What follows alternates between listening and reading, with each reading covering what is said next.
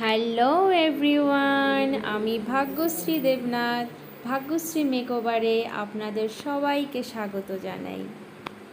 Please আমার চ্যানেলটিকে সবাই লাইক, শেয়ার অ্যান্ড সাবস্ক্রাইব করে অলওয়েজ আমার পাশে থাকবেন এবং অবশ্যই বেল আইকনটিকে বাজিয়ে দেবেন।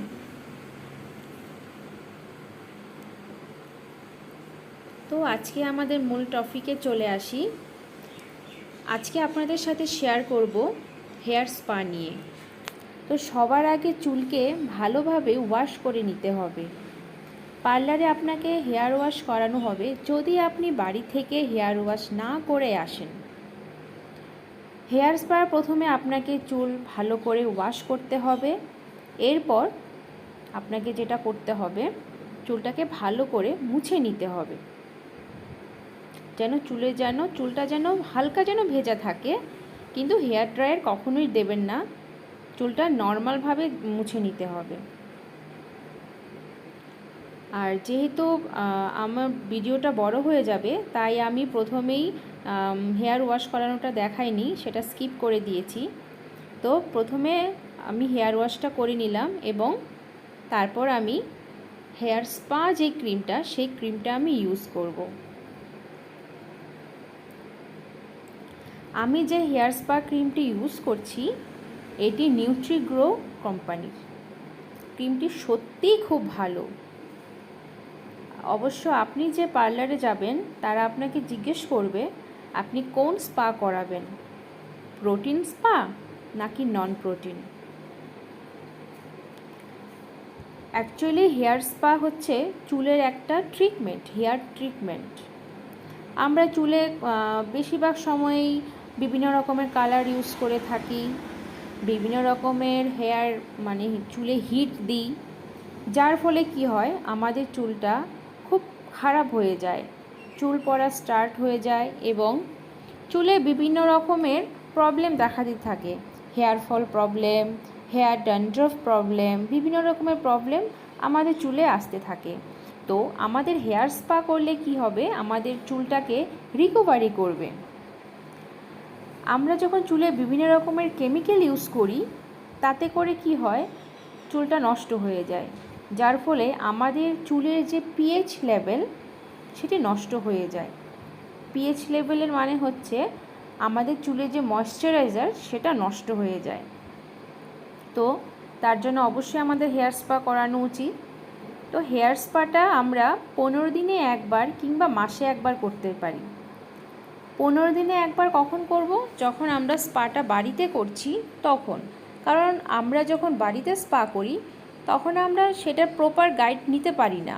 একটা পার্লারের সব রকমের ব্যবস্থা থাকে, তো একটা প্রপার গাইডের জন্য আমাদের পার্লারই বেস্ট। কিন্তু আমরা ঘরেও অনেকে হেয়ার স্পা করতে চাই, তো তার জন্য মিনিমাম আমরা 15 দিনে একবার হেয়ার স্পাটা অবশ্যই করব এবং আমাদের চুলটাকে অবশ্যই আমরা হেলদি রাখবো। এবং স্পাটা ক্রিমটা যখন লাগানো হয়ে যাবে, তারপর আমরা চুলটাকে এভাবে ম্যাসাজ করব মিনিমাম 15 মিনিট। জেন্টলি ম্যাসাজ করতে হবে, এতে ক্লায়েন্টেরও খুব ভালো লাগবে, ক্লায়েন্ট খুব অ্যামেজিং একটা ফিলিং আসবে এবং অনেক সময় ক্লায়েন্ট ঘুমিয়েও যেতে পারে। আমার ক্লায়েন্টকেই দেখুন, ঘুমিয়ে যাচ্ছে এরকম অবস্থা। তো হালকা হাতে আমি ম্যাসাজটা ভালো করে নিচ্ছি, যেন ক্লায়েন্ট যেন খুব আরাম একটা ফিল করে।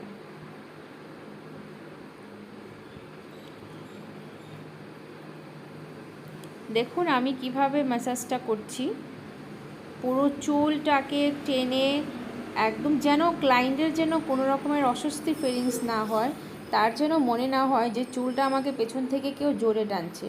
আর ভিডিওটাকে স্পিড করার কারণ একটাই, পুরো ভিডিওটা যদি আমি স্লো মোশনে চালাই, তাহলে আপনাদের পক্ষে পুরো ভিডিওটা দেখা সম্ভব হবে না। তো আরেকটা কথা, আপনারা কেউ ভিডিওটাকে স্কিপ করবেন না। ভিডিওটা স্কিপ করলে অনেক কিছু আপনারা মিস হয়ে যাবে। আমি যে কথাগুলো বলছি সেগুলো আপনাদের অনেক উপকারে আসবে, কিন্তু যদি আপনারা ভিডিওটা স্কিপ করেন, তাহলে কিন্তু আমার সেই কথাগুলি আপনারা শুনতেই পাবেন না। তার জন্য ভিডিওটা স্কিপ না করে সম্পূর্ণ ভিডিওটা দেখার চেষ্টা করুন। হেয়ার স্পা আমরা বাড়িতেও করতে পারি, কিন্তু প্রপার গাইডের সাথে করতে হবে, প্রপার ট্রিটমেন্টের সাথে করতে হবে, কোনো স্টেপ বাদ দিলে হবে না। এবার আমার ম্যাসাজটা প্রায় কমপ্লিট হয়ে গেছে, এবার আমি চুলটাকে স্টিম করব। যাদের হেয়ার স্টিমার নেই বাড়িতে, এটা এক ধরনের হেয়ার স্টিমার, এটাকে কন্ট্রোল করা যায়। যদি তাপমাত্রা বেশি মনে হয় আপনারা কন্ট্রোল করতে পারেন তাপমাত্রাটাকে। তো যাদের বাড়িতে হেয়ার স্টিমার নেই তারা অবশ্যই তাওয়ালের মধ্যে তাওয়ালটাকে গরম জলে ভিজিয়ে ভাপ নিতে পারেন। এবং দেখুন আমি মোটামুটি 15 মিনিটের মতো স্টিম নিয়েছিলাম আমার ক্লায়েন্টকে। এবার তারপর আমি চুলটা ওয়াশ করে দিলাম। ওয়াশ করে চুলটাকে ভালো করে শুকিয়ে নিতে হবে, মানে ভালো টাওয়াল দিয়ে আর কি, জলটা ভালো করে ঝরিয়ে নিতে হবে। কিন্তু এখানে কোনো হিট ইউজ করা যাবে না, চুলটাকে নর্মালভাবে মুছে নিতে হবে, যেরকম নর্মালি চুলটা শুকানো উচিত সেভাবেই শুকাবে, যেন চুলে কোনো হিট ইউজ করা না হয়।